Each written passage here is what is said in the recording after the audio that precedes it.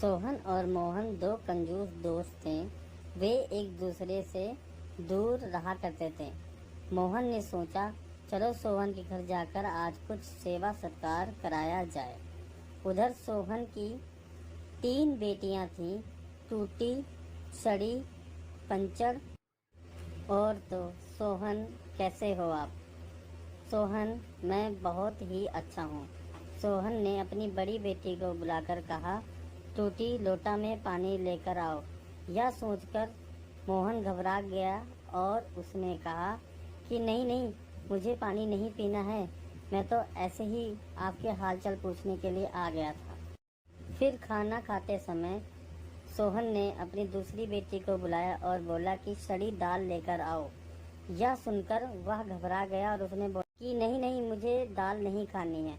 अब जाने की बारी थी तो उसने अपनी तीसरी बेटी को बुलाया और बोला कि पंचर स्कूटर लेकर आओ, चाचा जी को छोड़ना है। यह सुनकर मोहन घबरा गया और वह अपने घर की ओर तेजी से भाग गया। उसने बोला कि अब कभी भी मैं यहाँ वापस नहीं आऊँगा। एक किसान की कहानी। एक समय की बात है, एक गांव में एक मेहनती किसान रहा करता था और वह हर रोज़ खेतों में काम करता था और अपना पालन पोषण किया करता था।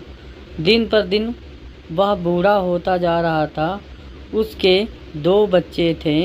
दोनों ही बच्चे बहुत ही निकम्मे और आलसी थे।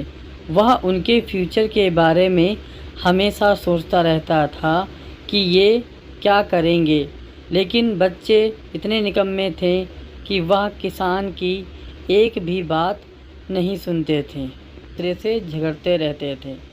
एक बार किसान की हालत बहुत गंभीर हो गई और वह सोचने लगा कि अब मेरे बच्चों का क्या होगा। इसलिए उसने एक तरकीब लगाई और अपने बच्चों को बुलाया और कहा कि हमारे पुराने खेतों में हमारे पुराने दादा और परदादा ने एक खजाना छिपा कर रखा है, लेकिन वह खजाना कहाँ पर छिपा हुआ है ये मुझे पता नहीं है। तो आप लोग उस खजाने को खोज कर अपना जीवन यापन कर सकता हो।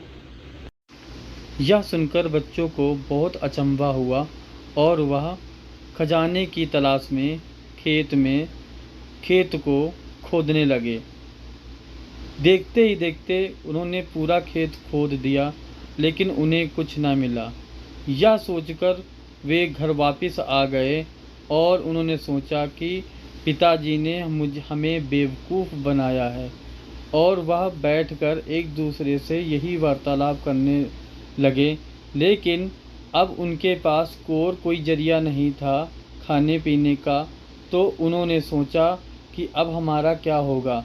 लेकिन उसी समय गांव में बारिश होने लगी और उन्होंने सोचा कि अब हमारे पास कोई रास्ता नहीं है, तो क्यों ना हम खेतों में बीज बो दें। कुछ समय बाद उन्होंने खेतों में बीज बोने स्टार्ट किए और समय चलते चलते आगे बीतता गया और आने वाले समय में 3-4 महीने में उनके खेतों में बीज अंकुरित होकर एक अच्छी फसल हुई। अब वे दोनों बहुत खुश थे और सोच रहे थे कि हमारे पिताजी ने हमारे लिए बहुत ही अच्छा सोच रखा था।